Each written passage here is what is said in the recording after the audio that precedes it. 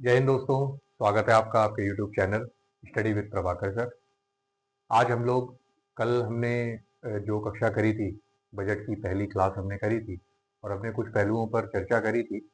उसी पहलू को आज आगे बढ़ाते हुए बजट के दूसरे पार्ट पर हम आते हैं और एक छोटा सा रिवीजन मैं आपका कल की क्लास का कराता हूँ। कल हमने जब बजट पर डिस्कशन किया था तो मैंने आपको कुछ पॉइंट्स बताए थे। एक बजट बताया था, आर्थिक सर्वेक्षण बताया था, फिर बीच में एक माइनर सा डिफरेंस होता है वो मैंने आपको बताया था कि क्यों किस आधार पर दोनों के जो वित्तीय वर्ष है, फाइनेंशियल ईयर है, उसको अलग अलग मेंशन किया जाता है। आशा करता हूँ आप सबको वो चीज़ें समझ में आई होंगी, पॉइंट समझ में आए होंगे। कल एक बहुत इंपॉर्टेंट पॉइंट डिस्कशन हमने किया था कि जो राजकोषीय घाटा है, फिस्कल डेफिसिट, सरकार का जो टारगेटेड राजकोषीय घाटा है वित्तीय वर्ष 2026-27 के लिए, वो कितना था? 4.3%। ठीक है। और पिछले वित्तीय वर्ष के लिए, मतलब जो अभी करंट चल रहा है 2025-26, इसमें राजकोषीय घाटा कितना? 4.4%। तो आपको ध्यान रखना है कि वर्तमान में 4.4% है और आने वाले वित्तीय वर्ष के लिए उसको हमने 4.3% पे टारगेट किया हुआ है। ठीक है दोस्तों। कल हमने देखा था बजट को हमने अपने परीक्षा के पॉइंट ऑफ व्यू से 7 सेगमेंट में हमने उसको डिवाइड किया था। तो जिसमें से जो पहला सेगमेंट था राजकोषीय घाटा और मॉनेटरी पॉलिसी, वो कल हमने डिस्कशन किया था। आज हम उसके दूसरे सेगमेंट की तरफ बढ़ते हैं और दूसरा सेगमेंट जो जिस तरीके से मैंने आपको बताया था कि टोटल 7 सेगमेंट में हम देखेंगे, तो उसी हिसाब से हम दूसरे सेगमेंट में आते हैं आज। वो है budget expenditure and green growth. ठीक है दोस्तों। तो इससे रिलेटेड हम देखेंगे कि कौन कौन से महत्वपूर्ण पॉइंट्स हैं जो हमारे एग्जाम के पॉइंट ऑफ व्यू से इंपॉर्टेंट है। और ध्यान रखना है कि जो भी हम डिस्कशन यहाँ पे कर रहे हैं वो हम एग्जाम के पॉइंट ऑफ व्यू से कर रहे हैं। ठीक है ना। पूरा बजट का विश्लेषण हम नहीं कर सकते हैं यहाँ पे, क्योंकि कोई मतलब भी नहीं उतना डीप जाने। देखो यार, पीएचडी नहीं करनी है, हमें यही समझना है कॉम्पिटिटिव एग्जाम्स में सिलेबस डिफाइंड है। ऐसा नहीं है कि वो कुछ भी पूछ दे रहा है, कुछ भी नहीं पूछता है। वो एक माइंडसेट हमने बना रखा है कि कुछ भी पूछता है, कुछ भी नहीं पूछता है। एक डिफाइंड सिलेबस है, आप उस सिलेबस को सामने रख करके पढ़िए। वो सिलेबस से बाहर, अपने दायरे से बाहर कभी भी कोई भी लोक सेवा आयोग नहीं जाता है, चाहे वो राज्य का लोक सेवा आयोग हो या केंद्र का लोक सेवा आयोग। ठीक है ना। वो एक हमने एक भ्रम पैदा कर रखा है अपने अंदर कि कुछ भी पूछ ले रहा है, कहाँ पढ़े क्या करें, ऐसा कुछ भी नहीं है। थोड़ा सा लक्षित होकर के, थोड़ा सा टारगेटेड होकर के पढ़ने की आवश्यकता है। ठीक है। क्या पढ़ना है बेटा, देखो ये सबको पता है। क्या नहीं पढ़ना है, ये बहुत इंपॉर्टेंट है और ये हमें समझना है। हम लालच में आकर के क्या करते हैं, ये भी पढ़ लें, ये भी पढ़ लें, इतना कर लें, उतना कर लें, कोई मतलब नहीं रह जाता है उसका। फिर लास्ट टाइम पे चीजें सब मिक्सअप हो जाती हैं, रिवीजन हम कर नहीं पाते हैं और सारी चीजें खराब हो जाती हैं। ठीक है। तो चलिए हम आगे बढ़ते हैं। आगे बढ़ने से पहले मैं आपको बता दूं कि हमने कल डिस्कशन किया था, उसी का एक दूसरा पॉइंट है। क्या है? Budget expenditure and green growth. ठीक है। इसका मतलब है, देखिए शब्द से ही क्लियर हो रहा होगा आपको कि इस पॉइंट में हम उस पॉइंट को देखेंगे जो हमारे बजट एक्सपेंडिचर और ग्रीन ग्रोथ से संबंधित इस बार के बजट में डिस्कस किए गए हैं। तो कैसे हमारा जो बजट का एक्सपेंडिचर है, एक्सपेंडिचर का मतलब जो हमारा बजट है उसका खर्च जो होगा, एक्सपेंस जो होगा, वो पूरे वित्तीय वर्ष में किस प्रकार से होगा, किन किन क्षेत्रों में फोकस किया गया है, वो हम देखेंगे।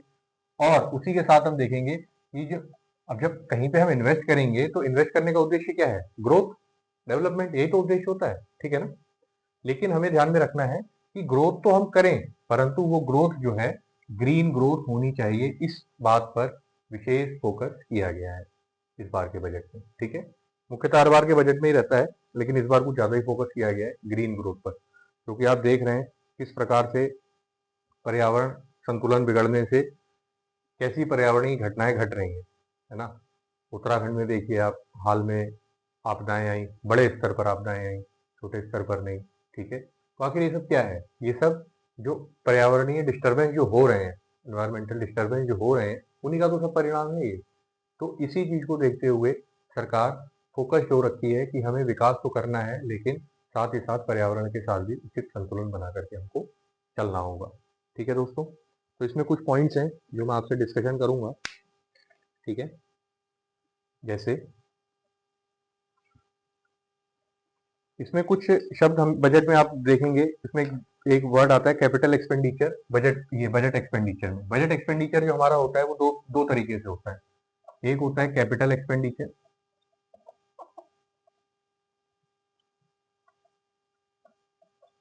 ठीक है, और एक होता है हमारा रेवेन्यू एक्सपेंडिचर, ठीक है ना। ये आपको समझ में आया? एक होता है कैपिटल एक्सपेंडिचर, एक होता है रेवेन्यू एक्सपेंडिचर। तो इन दोनों में क्या डिफरेंस है? मेजर डिफरेंस ये है कि जो कैपिटल एक्सपेंडिचर है ये हमेशा से दीर्घकालिक परिसंपत्ति निर्माण पर फोकस होता है। इसका मतलब लॉन्ग टर्म एसेट्स। अगर हम कैपिटल एक्सपेंडिचर, देखिए मैं आपको समझाता हूँ, कैपिटल एक्सपेंडिचर और रेवेन्यू एक्सपेंडिचर। जैसे कोई भी परिसंपत्ति का जब निर्माण होगा, किसी भी एसेट का निर्माण होगा, मान लीजिए सरकार ने अपना कुछ बजट लगा करके, कुछ एक्सपेंस करके एक बहुत बड़ी इंडस्ट्री लगाई, तो वो क्या है? वो कैपिटल एक्सपेंडिचर में आएगा। क्यों? क्योंकि वो एक एसेट है ना। उस एसेट से एक बार इन्वेस्ट किया सरकार ने, अब उससे लॉन्ग टर्म रिटर्न मिलता रहेगा। जैसे रोजगार मिलेगा, उससे प्रोडक्शन होगा, उससे हमारी जीडीपी की ग्रोथ होगी, तो वो सारी चीजें वो किसमें आती हैं? आपकी कैपिटल एक्सपेंडिचर में, जिसमें कोई ना कोई पूंजी का निर्माण हो, ऐसी पूंजी जो भविष्य में हम उसको बेच सकें, ठीक। टेंजिबल आइटम जिसको हम कहते हैं, मूर्त, हिंदी में मूर्त कहते हैं, इंग्लिश में टेंजिबल, ठीक है ना। और जो रेवेन्यू एक्सपेंडिचर होता है, इसको हिंदी में हम बोलते हैं, इसको इसको मैं आपको बता देता हूं, इसको हिंदी में बोलते हैं पूंजीगत व्यय, ठीक है, और इसको हम बोलते हैं राजस्व व्यय। तो जो रेवेन्यू एक्सपेंडिचर है, रेवेन्यू एक्सपेंडिचर का मतलब है कि ऐसा खर्च, ऐसी मदद जिसमें सरकार खर्च कर रही है और सरकार का पैसा खर्च हो रहा है, लेकिन वहां से कोई भी पूंजी निर्माण नहीं हो रहा है। जैसे जितने भी हमारे कर्मचारी हैं, केंद्रीय स्तर पर, राज्य स्तर पर, सरकार उनको वेतन भत्ते देती है। वेतन भत्ते, पेंशन, ये सब क्या है? आखिर है तो ये भी सरकार का खर्च ना भाई। जो बजट सरकार बनाती है, उस बजट में इसका भी तो एक बहुत बड़ा हिस्सा रहता है, क्योंकि सरकार ही तो वो पैसा अपने कर्मचारियों को दे रही है। बड़े स्तर पर सरकारी कर्मचारी कार्यरत हैं, केंद्रीय स्तर पर, राज्य स्तर पर भी, समझ रहे ना। लेकिन क्या सरकार ने वेतन दिया? मान लिया आप एक सरकारी कर्मचारी हैं, अधिकारी हैं, सरकार ने आपको वेतन दिया। अब क्या वो वेतन दोबारा से सरकार के तो किसी काम में नहीं आ सकता ना। जैसे सरकार ने अगर कोई कंपनी, कोई फैक्ट्री, कोई प्लांट का निर्माण किया, मान लिया, जैसे पूर्ववर्ती सरकारों ने निर्माण किया, बीएचईएल हो गई, एलआईसी हो गई, इस तरीके की कंपनियों का निर्माण किया, तो वो उसमें एक पूंजीगत व्यय किया, सरकार ने एक पूंजी लगाई। अब हम क्या करते हैं? अगर उसमें डिसइन्वेस्टमेंट करते हैं, विनिवेश करते हैं, तो उससे सरकार को पैसा मिलता है ना। सरकार अपनी हिस्सेदारी बेच देती है, तो उससे सरकार को पैसा मिलता है। तो इस प्रकार के व्यय को हम बोलते हैं क्या? पूंजीगत व्यय। जो व्यय जो भविष्य में सरकार चाहे तो बेच भी सकती है, उससे सरकार को रेवेन्यू जनरेट होता है, तो वो पूंजीगत व्यय है, ठीक है। यह है राजस्व व्यय। इसमें अब जैसे सरकार ने वेतन दे दिया, भत्ता दे दिया, उसके बाद सरकार को क्या लाभ हो रहा है? कुछ भी नहीं, ठीक है ना। हाँ, आपको लाभ हो रहा है कि आपको वेतन मिला, आप बाजार जाएंगे, आप खरीदारी करेंगे, बाजार में मांग जनरेट होगी, तो जब मांग होगी तो आपूर्ति बढ़ेगी, और जब आपूर्ति बढ़ेगी तो प्रोडक्शन बढ़ेगा, प्रोडक्शन बढ़ेगा, रोजगार बढ़ेगा, रोजगार बढ़ेगा तो लोगों की जेब, लोगों की अर्निंग बढ़ेगी, अर्निंग बढ़ेगी तो बचत बढ़ेगी, बचत बढ़ेगी तो उस बचत से दोबारा बाजार में मांग जनरेट होगी, फिर से मांग जनरेट होगी तो फिर से उत्पादन बढ़ेगा। आप समझ रहे हैं? तो मांग और आपूर्ति, इसकी एक साइकिल है। इसी साइकिल से पूरी अर्थव्यवस्था चलती है, ठीक है ना। आपको क्रमागत रूप से धीरे धीरे चीजें समझ में आएंगी। कैपिटल एक्सपेंडिचर, रेवेन्यू एक्सपेंडिचर, ये आपको समझ में आया कि ये बजट का एक एक्सपेंडिचर है जो सरकार इसको तय करती है। तो मेन बात है कि कैपिटल एक्सपेंडिचर, रेवेन्यू एक्सपेंडिचर में डिफरेंस क्या होता है दोस्तों। तो मैंने आपको डिफरेंस बताया कि कैपिटल एक्सपेंडिचर जो है एक लॉन्ग टर्म एसेट बनाता है, और रेवेन्यू एक्सपेंडिचर क्या है? ये उपभोग व्यय है, मतलब इसको हमने खर्च किया, काम खत्म, बस, और कुछ भी नहीं। तो ये समझ में आ गया आपको, कैपिटल एक्सपेंडिचर और रेवेन्यू। सिंपल भाषा में समझिए, बहुत ज्यादा टिपिकल बनाने की जरूरत नहीं है चीजों को ना। हम क्या करते हैं कि अरे नहीं, ये तो एकदम सिंपल बता दिया, थोड़ा कठिन बताओ। तो कोई फायदा थोड़ी है कठिन पढ़ने से, भैया कॉन्सेप्ट समझो। लैंग्वेज तो आपकी अपनी होगी, जिस लैंग्वेज में आपको मैंने अभी बताया बजट एक्सपेंडिचर, कैपिटल एक्सपेंडिचर और रेवेन्यू एक्सपेंडिचर, हो सकता है दोबारा आप मुझसे पूछे तो थोड़ी सी मेरी लैंग्वेज चेंज हो जाए। लैंग्वेज के पीछे नहीं भागना है, कॉन्सेप्ट पकड़ना है। एक बार जब आपने कॉन्सेप्ट पकड़ लिया, लैंग्वेज आपकी अपनी, आप अपना ही आंसर, अगर मेंस में जैसे डिस्क्रिप्टिव आंसर लिखना होता है, आप एक ही आंसर को दो बार आप लिखेंगे तो दोनों बार लैंग्वेज आपकी अपने आप चेंज हो जाएगी, क्योंकि रट के तो नहीं लिख रहे हैं ना भाई, जो विचार मन में आ रहा है उसको आप कॉपी पे उतार दे रहे हैं। लेकिन वो विचार सॉलिड होना चाहिए, क्वेश्चन की मांग के हिसाब से होना चाहिए। इसके लिए क्या होता है, आपकी कॉन्सेप्ट क्लैरिटी होनी चाहिए। तो अगर कॉन्सेप्ट क्लियर है तो आप पकड़ लेंगे, नहीं क्लियर है तो फिर चलता रहेगा भैया, बढ़िया। ठीक है, तो ये मैंने आपको बताया कैपिटल एक्सपेंडिचर और रेवेन्यू एक्सपेंडिचर में डिफरेंस। अब एक वर्ड है ग्रीन ग्रोथ, इसकी चर्चा करी गई है बजट में। तो इस ग्रीन ग्रोथ का मतलब क्या है? इस ग्रीन ग्रोथ का सीधा सा मतलब है कि डेवलपमेंट प्लस एनवायरमेंट। क्या मतलब है इसका? Development plus environment. इसी को जब हम एक साथ कंबाइन कर देते हैं तो उसको बोलते हैं सस्टेनेबल डेवलपमेंट। पढ़ा होगा आप सबने, ठीक है, समझ में आ गया। तो ग्रीन ग्रोथ क्या है? सस्टेनेबल डेवलपमेंट है, जो सरकार की नीति का एक अहम हिस्सा बना हुआ है, और इसी के अनुरूप सरकार भविष्य में नीति निर्माण पर, नीति क्रियान्वयन पर फोकस करने जा रही है। ठीक है दोस्तों, उसी के साथ एक टर्म आया है इंफ्रास्ट्रक्चर फंड। बजट में एक टर्म आया है, इसी सेगमेंट में मैं आपको पढ़ा रहा हूँ ये तो। इंफ्रास्ट्रक्चर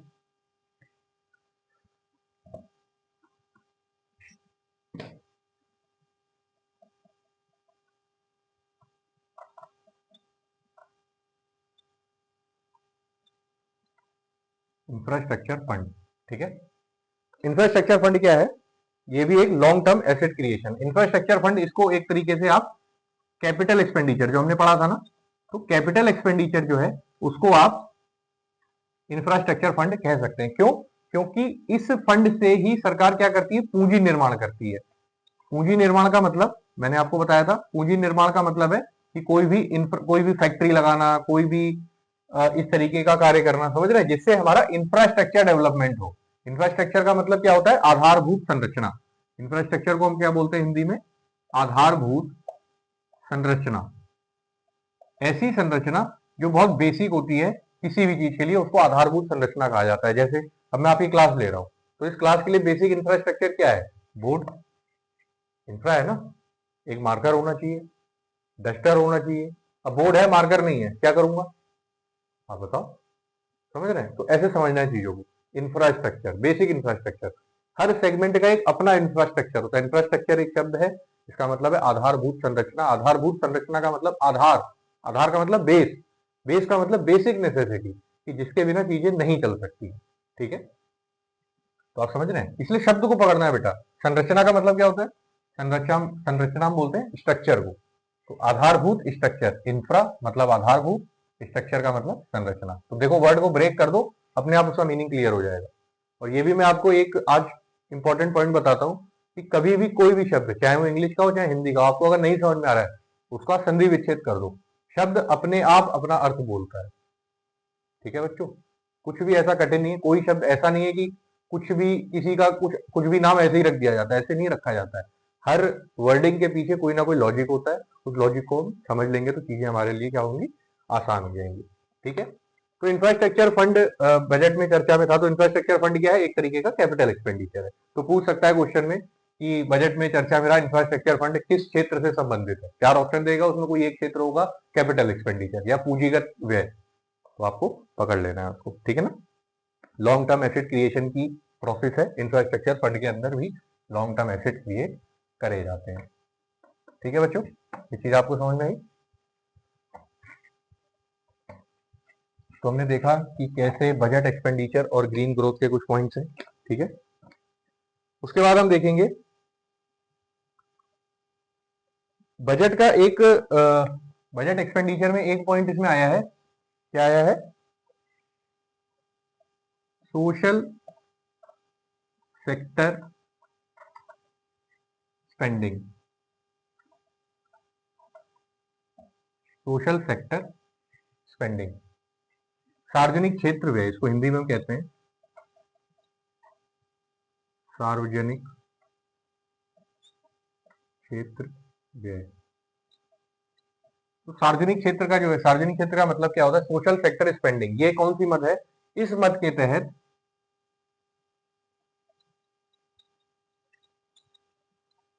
सरकार का उद्देश्य क्या है? वैल्यूएबल ह्यूमन रिसोर्स क्रिएट करना, to create valuable human resource, मानव संसाधन विकास, मानव संसाधन विकास। ये जो हमारे पास देखिए जनांकीय लाभांश तो है, पॉपुलेशन बहुत है, युवा आबादी बहुत ज्यादा है, लेकिन अगर उसको हम कार्यबल में नहीं बदल पा रहे हैं तो इसका मतलब क्या है? वो तो बोझ हो जाएगी ना फिर। आप समझ रहे हैं?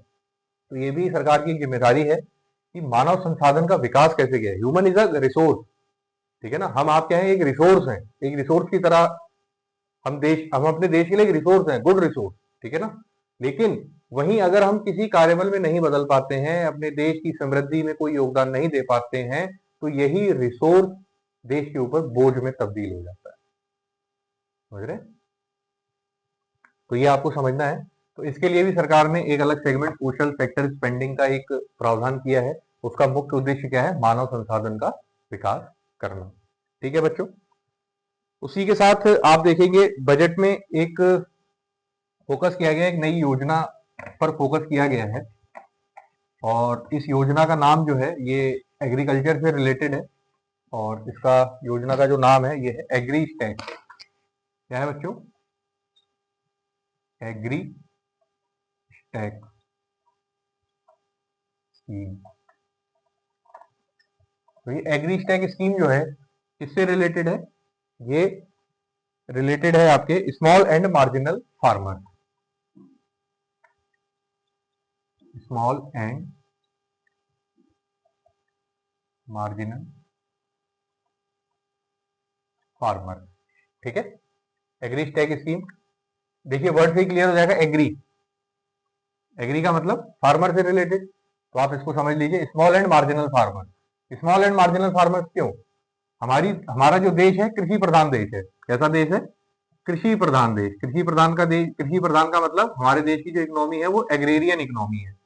लेकिन उसके बावजूद कृषि प्रधान देश तो है हमारा, लेकिन मान लिया जो भी हमारे 100% जितने भी किसान हैं उसमें से 85% के लमसम हमारे कौन से किसान हैं? स्मॉल एवं marginal farmer, 85%।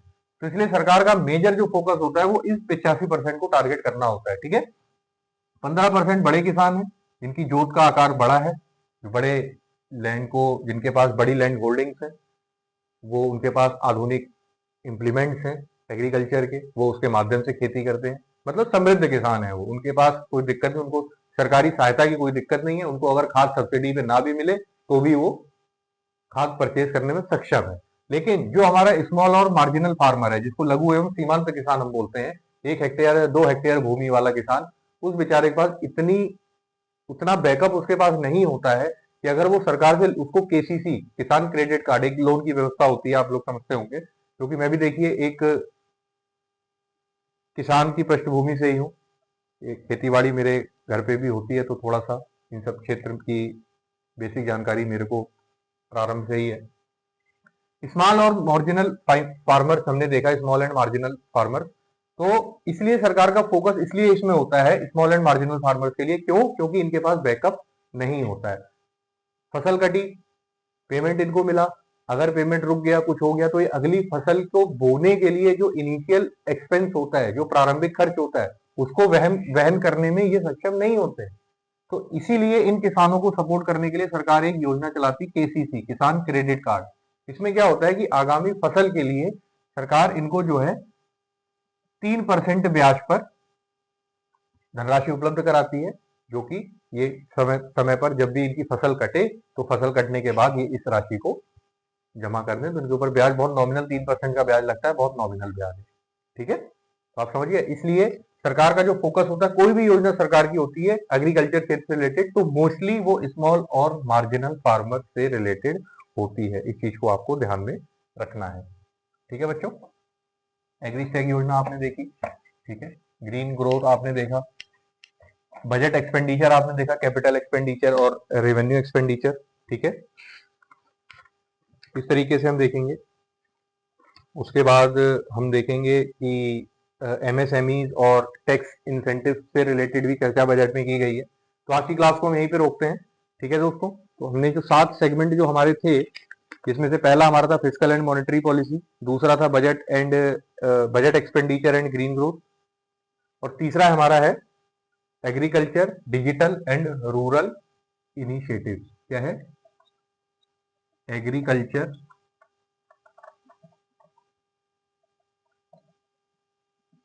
Digital and rural initiatives. Initiatives का मतलब कि सरकार क्या क्या इसमें कदम उठा रही है, नए कदम इस क्षेत्र को आगे बढ़ाने के लिए। ठीक है दोस्तों, तो कल हम इसको डिस्कस करेंगे, कल की क्लास में हम इसको डिस्कस करेंगे। ये 2 पॉइंट हमारे क्लियर हो गए। तो हमने देखा, पहला जो हमने पढ़ा था फिस्कल एंड मॉनेटरी पॉलिसी, पहला पॉइंट, दूसरा budget expenditure and green growth. ये हमारे 2 पॉइंट बिल्कुल क्लियर हो गए। इससे रिलेटेड जो भी क्वेश्चन बनते हैं वो मैंने आपको बताया। कैपिटल एक्सपेंडिचर क्या होता है, रेवेन्यू एक्सपेंडिचर क्या होता है, दोनों में क्या डिफरेंस है, ठीक है ना, दोनों का व्यय किस उद्देश्य से किया जाता है मैंने आपको बताया। ग्रीन ग्रोथ क्या होता है मैंने आपको बताया। एक एग्रीस्टेक योजना सरकार ने लॉन्च करी है, किसको टारगेटेड करके वो योजना बनाई गई है मैंने आपको बताया। तो इस प्रकार से हमने देखा कि सरकार के कुछ इनिशिएटिव्स हैं इस बजट के क्षेत्र में। ठीक है दोस्तों, तो मिलते हैं कल इस नए टॉपिक के साथ। कल इसको हम डीपली डिस्कस करेंगे। ठीक है दोस्तों, आशा करता हूं आपको सेशन पसंद आया होगा, और अगर कुछ भी आपको फीडबैक लगता है कि कुछ और सुधार होने की आवश्यकता, क्योंकि देखिए सुधार तो हर समय हो सकता है, कहीं कोई दिक्कत नहीं है, ठीक है ना, 100% परफेक्शन कभी भी नहीं होता है। तो अगर आपको लगता है कि कुछ और सुधार होना चाहिए या कुछ दूसरे तरीके से मेरे को आपके सामने प्रेजेंट होना चाहिए, या कुछ और किसी भी तरीके का सुधार होना चाहिए, तो प्लीज आप मेरे को कमेंट बॉक्स में कमेंट कर सकते हैं। आप चैनल को सब्सक्राइब करिए, लाइक करिए, देखिए, शेयर करिए, अपने दोस्तों के साथ शेयर करिए, क्योंकि देखिए ये तो एक ऐसी जानकारी है जो केवल ऐसा नहीं है कि हम कंपटीशन की तैयारी कर रहे हैं तो ही हमें आना चाहिए, नहीं, हम एक देश के नागरिक हैं, जिम्मेदार नागरिक होने के नाते हमको पता होना चाहिए कि हमारे देश की सरकार किस दिशा में कदम बढ़ा रही है, हमारे देश की सरकार किस तरीके से हमारे जो बजट है उसको आगामी वित्तीय वर्ष में किस डायरेक्शन में उसको खर्च करेगी, क्योंकि बजट की जो धनराशि है इसमें कहीं ना कहीं हमारा आपका बहुत बड़ा योगदान है।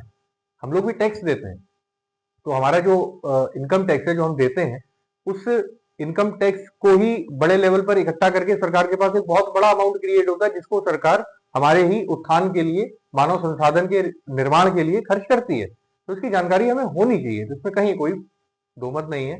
केवल इसको शिक्षा तक सीमित मत रखिए, केवल कंपटीशन तक सीमित मत रखिए, बड़े स्तर पर आप इसको देख सकते हैं, समझ सकते हैं। ठीक है दोस्तों, कल हम लोग मिलते हैं फिर से इस नए टॉपिक के साथ। हम आगे बढ़ेंगे और अपनी चर्चा को यूं ही आगे बढ़ाते रहेंगे, और मेरा प्रयास रहेगा कि मैं डेली आपको सेशन एक डिलीवर करूं, ये मेरा पूरा प्रयास रहेगा। ठीक है दोस्तों, बहुत बहुत धन्यवाद।